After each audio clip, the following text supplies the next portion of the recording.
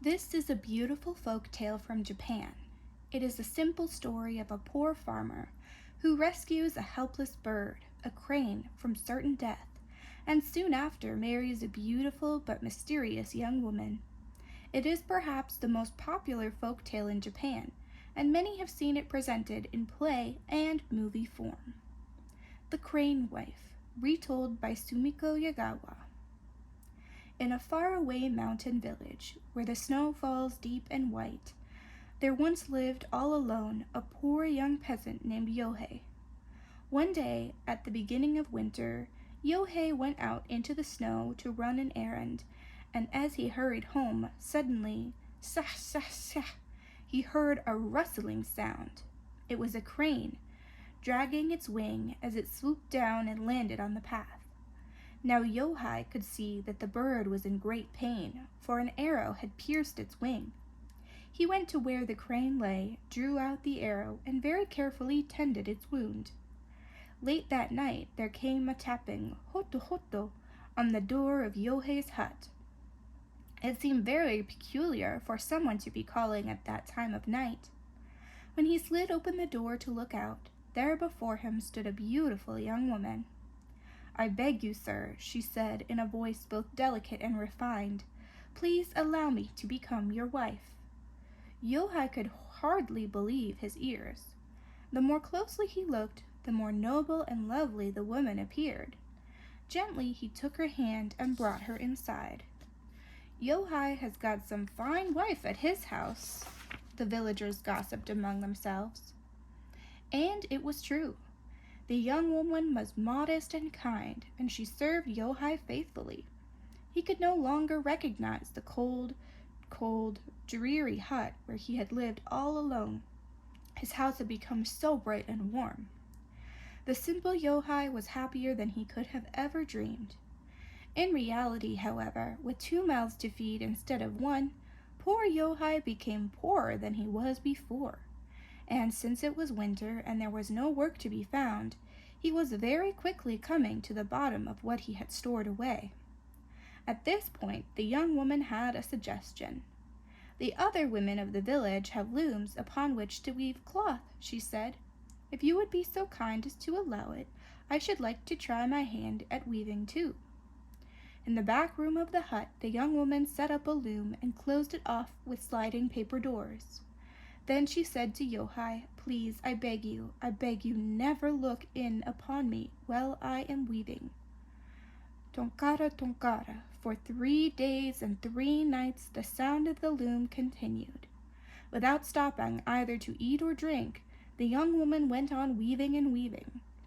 Finally, on the 4th day, she came out. To Yohei she seemed strangely thin and completely exhausted as, without a word, she held out to him a bolt of material. And such exquisite cloth it was! Even Yohei, who had absolutely no knowledge of woven goods, could only stare in astonishment at the elegant silken fabric. Yohei took the cloth and set out for town. There he was able to sell it for such a high price that for a while the two of them had enough money to live quite comfortably and pleasantly. The winter, however, stretched on until, finally, there was very little money left. Yohei hesitated to say anything, so he kept quiet, but at last the young woman spoke up. "I shall weave on the loom 1 more time, but please let this be the last."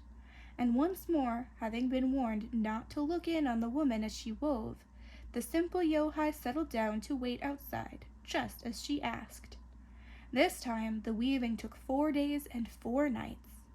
A second time the young woman appeared, carrying a bolt of cloth, but now she seemed thinner and more pathetic than before. The fabric, moreover, was lighter and even more beautiful. It seemed almost to glow with a light all its own. Yohei sold the material for an even higher price than the first time. "My," he marveled, "what a good wife I have."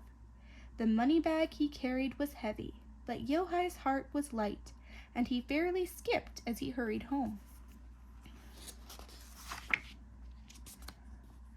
Now, the man next door had noticed that Yohei seemed to be living far more grandly than he had in the old days, and he was most curious. Pretending to be very casual about it all, he made his way through the snow and began to chat. Yohei, being a simple and innocent fellow, told the neighbor how his wife's woven goods had brought a wonderful price. The man became more curious than ever. "Tell me," he said, "just what kind of thread does your wife use? My woman's cotton cloth never fetched a price like that. If your wife's stuff is as marvelous as you say, you ought to take it to the capital, to the home of some noble. You could probably sell it for 10 times, for 100 times more. Say, how about it? Why don't you let me do it for you? We'd split the profits right down the middle. Just think of it. We could live out the rest of our lives doing nothing but sitting back and fanning ourselves." Before Yohei's very eyes, gold coins, great and small, began to dazzle and dance. If only he could get his wife to relent. If only he could persuade her to weave again before they could seize. If only he could persuade her to weave again, they could seize such a fortune as had never been known before. When Yohei presented her with this idea, the young woman seemed quite perplexed. "Why in the world," she asked, "would anyone need so much money as that?" "Don't you see," he answered, "with money like that, a man's problems would all disappear. He could buy anything he liked. He could even start his own business. Isn't it plenty to be able to live together, just the two of us?" When she spoke this way, Yohei could say no more. However, from that time on, whether asleep or awake, all he could do was think about money. It was so painful for the young woman to see Yohei in this state that her eyes filled with tears as she watched him, until finally, unable to bear it another day, she bowed to his will.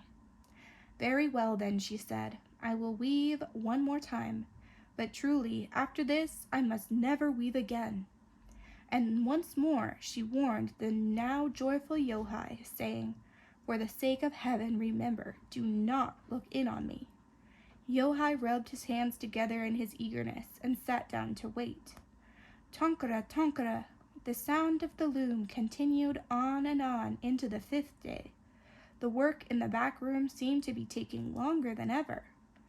Yohei, no longer the simple fellow that he had once been, began to wonder about certain peculiar things. Why did the young woman appear to grow thinner every time she wove?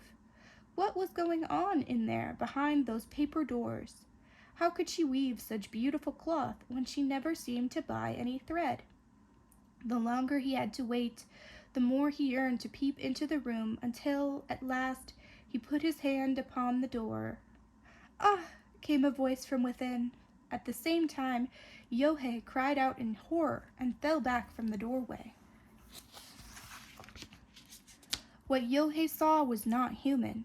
It was a crane, smeared with blood, for with its beak it had plucked out its own feathers to place them in the loom. At the sight, Yohei collapsed into a deep faint.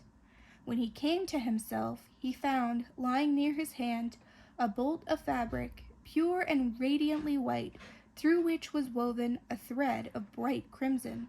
It shone with a light this world has never known. From somewhere, Yohei heard the whisper of a delicate, familiar voice. "I had hoped," the voice said sorrowfully, "you would be able to honor my entreaty. But because you looked upon me in my suffering, I can no longer tarry in the human world. I am the crane you saved on the snowy path. I fell in love with your gentle, simple heart, and trusting it alone, I came to live by your side.